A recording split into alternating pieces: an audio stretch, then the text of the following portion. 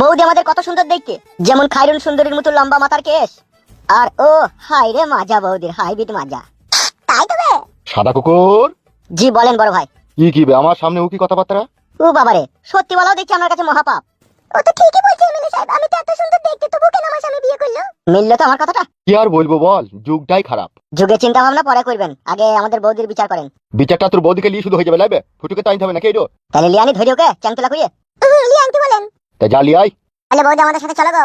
ওইখানে থাক, তোরা যা তাকে ধরে আয়। কি বলছেন বড় ভাই আপনি? বিড়ালকে মাছ বাঁচতে দেবো নাকি আমরা? বুঝি না কেন বলতো, বড়া ছোড়ারা, যা তাকে লিয়ে আয়, যা। বেশ ঠিক আছে, চললাম। হ্যাঁ যা, এসে মদ খাবো, যা। এক এক সময় মনে হয় আপনার কপালে কপাল ঠেকেইলি। ই কিরে বড়া, যা না। যাচ্ছে। ছালোরা সেই যাওয়া যাবে, আবার ন্যাকড়ামো করবে। তাহলে আমি এখন কি করব এমএলএ বিকাশ দত্ত সাহেব? ফুটু না আসা পর্যন্ত তুমি একটু অপেক্ষা করবে, তুমি ওই সিঁড়িতে বসো। বেশ ঠিক আছে, সেই যে তাকে ঘা কতক দিবেন। সে চাপ নাই, তুমি বসো ওখানে।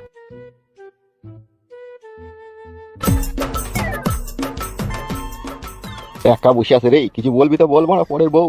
এ সুযোগ চলে গেলে আর তো পাবি না খেপা, একা মানেই ফাঁকা। আচ্ছা একটা কথা জিজ্ঞেস করতে পারি আপনাকে? জি বলেন। বলছিলাম তোমার মায়ের বাড়ি কোথা? আমার মায়ের বাড়ি? হ্যাঁ তোমার মায়ের বাড়ি কোথা? আমার মায়ের বাড়ি হচ্ছে সালারকান্দি বহরমপুর বলে ওই লাইনে। সে তো বুঝলাম, কিন্তু গ্রামের নাম কি?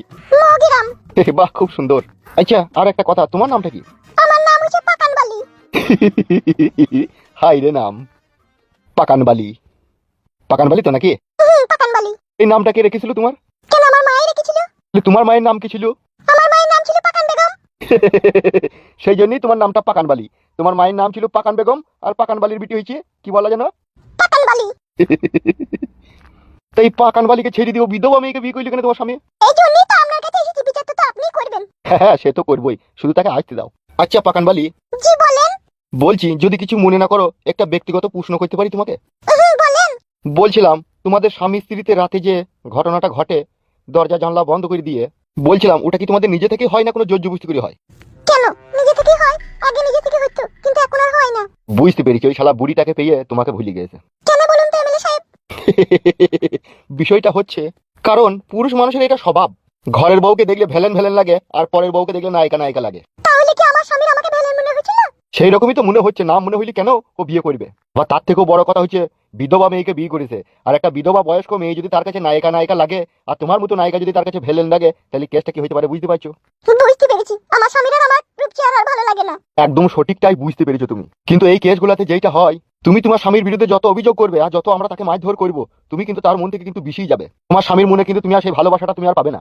কি বলছেন আপনি? আগের মতো ভালোবাসা আমি আমার স্বামীর কাছে পাবো না? না পাওয়ারই সম্ভাবনা বেশি। তাহলে এখন আমি কি করবো এমএলএ সাহেব? ডোজটা ঠিক মতো দিয়া হচ্ছে রে, কাজ হবে রে।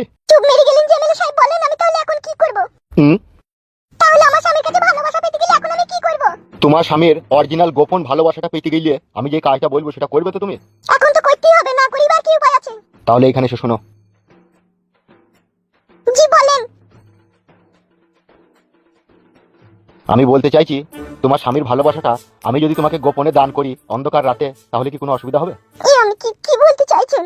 যেটা তুমি বুঝতে পেরেছো সেটাই। না। এই তো তোমাদের দোষ, যেই জিনিসটার জন্য তুমি এখানে বিচার চাইতে এইছো, যেই জিনিসটা তোমার স্বামী তোমাকে দিচ্ছে না, সেটা আমি দেবো তো। এত কিসের চিন্তা ভাবনা? আমি শুধু চেয়েছি ওই মেয়েটাই বাড়ি থেকে চলে যাক আর আমার স্বামী আমাকে ভালোবাসুক। এটা তো তুমি নিজের মতো করে বলে দিলা, কিন্তু তোমার স্বামী যে যেই বুড়ি মেয়েটাকে বিয়ে করেছে তারও তো একটা রূপ জৈবন আছে। আপনি ওই মেয়েটাকে নিলেন গা? বাবা রে, ওই চল কানো বুড়ো গায়ে আমি লোবো না, আমি তোমাকে দেবো। তোমাকে আমার হেভি লেগেছে। আবার এইদিকে তোমার স্বামী তোমাকে পছন্দ করছে না, তোমাকে নিতে চাইছে না, আর সেই জায়গা থেকে আমি দাঁড়িয়ে তোমাকে মনে প্রাণে ভালোবেসে আমার মনের রাজ্যের রাজ রানী করে রাখবো তোমাকে। বিচার চাইতাম আপনার কাছে আমি, আর আপনি আমার কাছে কি চাইছেন এইসব? ভালোবাসা, যে ভালোবাসার জন্য তুমি ছটফট ছটফট করছো, সেই ভালোবাসা আমি তোমাকে দিতে চাই। প্লিজ না করো না জান, ফুটু তোমাকে যা ভালোবাসা তার 10 গুণ ভালোবাসা আমি তোমাকে দেবো। কিন্তু এই বিষয়টা আমি একটু ভাবনা চিন্তা করে বলবো। ওরে আমার মাংকু শোনা রে।